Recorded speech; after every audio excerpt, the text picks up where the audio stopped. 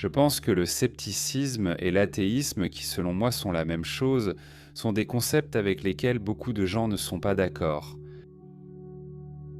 Je crois qu'ils sont vraiment, vraiment importants parce que vous ne pouvez pas avoir de communauté. Vous ne pouvez pas avoir d'amour à moins d'avoir une réalité partagée. Et tout ce qui vient de l'intérieur, toute révélation qui vient de l'intérieur, par définition, ne peut pas être partagée. Donc, ce que la science a surtout fait pour nous, c'est qu'elle nous a donné une réalité que nous pouvions partager et dont nous pouvions parler. Donc, si je ressens la présence de ma mère décédée avec moi, c'est personnel, c'est poétique. Mais si je veux vraiment parler de ce que signifie la mort, nous devons nous en tenir à des choses que nous avons prouvées. Et la preuve a reçu une connotation si dure, si froide. Alors qu'une autre façon de parler de la preuve, c'est simplement quelque chose qu'on peut partager. C'est une autre façon de parler d'amour. Si je crois qu'il y a un Dieu dans l'univers et que je ne peux pas le prouver, je n'ai rien dit à la communauté. Si je pense qu'il existe des trous noirs et que je peux en donner des preuves, c'est une façon de montrer de l'amour aux autres. Maintenant, les magiciens sont ce tout petit domaine insignifiant, vous savez, ces gens un peu ridicules qui s'occupent d'épistémologie. Vous savez, nous sommes ceux qui, en plaisantant, s'occupent de la façon dont on détermine la vérité. Mais pour notre petite part, je pense que montrer que l'on peut travailler artistiquement l'imaginaire tout en faisant réellement des tours est la leçon la plus importante que les êtres humains puissent apprendre. La différence entre l'imaginaire et la réalité. Et que ce soit les trois Stooges qui vous l'enseignent, qui, quand j'étais jeune, étaient les meilleurs professeurs de la différence entre l'imaginaire et la réalité, ou que ce soit les jeux vidéo, qui aujourd'hui sont la façon dont mes enfants apprennent la différence entre la fantaisie et la réalité, c'est en réalisant qu'ils peuvent mourir dans un jeu vidéo, et que ce n'est pas vraiment mourir. Cette différence entre l'imaginaire et la réalité, c'est la différence entre l'espace personnel et l'espace partagé. Et cette frontière entre l'espace personnel et l'espace partagé, c'est la définition de l'amour. Vous dites que le seul véritable argument contre le terrorisme religieux, c'est d'essayer de partager la réalité du monde. Comment ça? Oui, Pourquoi cela empêcherait-il les gens de faire exploser des bâtiments? je pense que si nous partageons la réalité, si nous parlons de choses que nous pouvons prouver, le problème avec la foi, c'est qu'on se heurte à un mur. Pourquoi crois-tu que Jésus-Christ est notre Seigneur? As-tu des preuves? Je le ressens dans mon cœur. Si tu retires «je le ressens dans mon cœur» de l'équation, le terrorisme disparaît. Il disparaît complètement. Il pourrait y avoir des événements militaires. Je pense que mon peuple devrait être libre, et voici pourquoi. Voici nos terres qui sont occupées.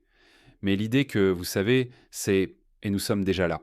C'est la partie dont personne ne parle jamais. Si vous allez au centre de la Bible Belt et que vous avez un juge chrétien fondamentaliste, et que tous les avocats et tout le jury sont des chrétiens fondamentalistes, et ils y croient de tout leur cœur, et je ne doute pas d'eux, d'aucune manière. Et quelqu'un monte à la barre et dit « J'ai tué toute ma famille parce que Dieu me l'a dit ». C'est incroyable pour moi que personne ne dise « Eh bien, examinons cela ». Vous savez, on a coupable, on a non coupable, on a non coupable pour cause de folie. On n'a pas non coupable parce que Dieu me l'a dit. Et c'est l'une des choses qui m'obsède dans ce livre, c'est le fait que non seulement je ne crois pas, mais comment ce juge peut-il lire la Bible et voir Abraham prêt à tuer son fils parce que Dieu le lui a demandé, voir des buissons ardents apparaître devant des gens, entendre des personnes abandonner tous leurs biens terrestres et partir poursuivre? En évitant les mélanges de lin et de laine. Oui, au Lévitique, exactement. De quel côté de l'arbre tu fais tes besoins, etc. Comment peuvent-ils voir tout ça? Et puis une femme qui croit clairement que Dieu lui a dit de faire quelque chose est complètement et totalement rejetée. Ce principe en particulier, Dieu, non, tu me mets en colère. Vraiment? Oui. Est-ce que j'ai vraiment provoqué ta colère? Oui, tu l'as fait. Je pense que c'est une position volontairement provocatrice. Non, non, non, non. C'est fait pour agacer et provoquer les personnes qui ont une foi sincère. Je ne pense pas du tout. Vous ne trouverez nulle part dans ce livre d'attaque contre des personnes. Je veux dire, l'une des choses, je ne sais pas si vous avez vu le livre de Mormon, Matt Stone et Trey. Oui, c'est ce qu'ils décrivent comme une lettre d'amour à la religion de la part d'un athée. Et c'est l'une des choses que Matt a dites à ce sujet. Et beaucoup de ces discussions, j'en parle avec Matt et Trey depuis des années. Et quand ils ont fait l'épisode de Richard Dawkins dans South Park, l'une des choses dont nous avons parlé, c'est justement cette idée d'amertume et l'idée de la colère qui en découle. Et je suis un grand fan du prosélytisme. Je suis très favorable au fait de dire ce qu'on pense. La seule façon de partager l'univers, la seule façon de partager l'humanité, c'est de parler avec force de ce en quoi nous croyons. Tu es le principal athée là-bas. Comment es-tu venu ici? Comment en est-on arrivé là? Eh bien, laisse-moi te demander, comment en sommes-nous arrivés là? Je crois en cet être supérieur. Un Dieu, bien sûr. Et donc, Les questions qui déconcertent toujours les athées, la dure réalité de la vie, je crois qu'il y a quelque chose de plus grand là-dehors. Il y a une entité supérieure qui est un être spirituel. mais qu'est-ce que c'est? Cela permet une compréhension à une échelle que nous ne pourrions jamais saisir. Si c'est quelque chose de global, mais si tu n'y crois pas, Une sorte d'être supérieur? selon toi, qu'est-ce qui se passe? Si c'est une compréhension à une échelle qu'on ne peut même pas imaginer, tu n'as pas fini? Pourquoi as-tu besoin d'étiqueter ça comme étant Dieu ou autre chose? Parce que je n'ai jamais entendu un athée m'expliquer une humilité à dire. Je ne sais pas. Je n'entends jamais d'athée expliquer comment nous sommes arrivés ici, ni ce qui se passe après la vie. Mais répondre en disant qu'on ne peut pas comprendre, ce n'est pas une réponse. D'accord. Alors, comment penses-tu que nous sommes arrivés ici? Je ne sais pas. Et que penses-tu qu'il se passe quand on meurt? Je pense, eh bien, rien. Je pense qu'il n'y a aucune preuve du tout. Où vas-tu? Où vas-tu? Où vas-tu? Je pense que quand tu meurs, tu vois. J'avais l'habitude d'être terrifié par la mort. Ce n'est pas sûr. Même pas un peu. Mais qu'est-ce que tu penses qu'il t'arrive? À quel point as-tu peur de 1890? Est-ce que 1890 te terrifie? 1890. 1890. De quoi tu parles? Tu n'étais pas en vie. Tu n'étais pas en vie à cette époque, n'est-ce pas? Non, Tu n'étais pas vivant, tu n'existais pas.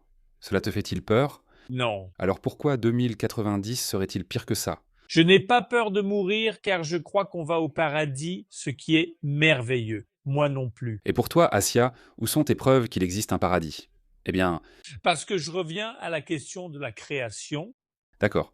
Où allez-vous, vous les athées? Où vont les athées? La question de la création. Tu as répondu avec la question de la création. D'accord? Ta réponse à ma réponse, c'est je ne sais pas. Ta réponse dépasse la compréhension. Mais tu ne peux pas écrire un livre, c'est la même chose, non? Mais ils vont se lever et ils vont demander, s'il n'y a pas de Dieu, qu'est-ce qui t'empêche de violer et de tuer tous ceux que tu veux violer et tuer? Qu'est-ce qui t'en empêche? Et ma réponse est toujours, tu as tout à fait raison. J'ai violé et tué toutes les personnes que je veux violer et tuer. Et ce nombre est 0, espèce d'enfoiré. C'est 0, c'est un inconnu. Et si ton nombre est un entier positif, inscris-toi pour aller en prison. Fous le camp de notre société. Parce que la moralité est plus importante que Dieu. Et on le sait parce que vous, bande d'abrutis, dites la phrase « Dieu est bon ».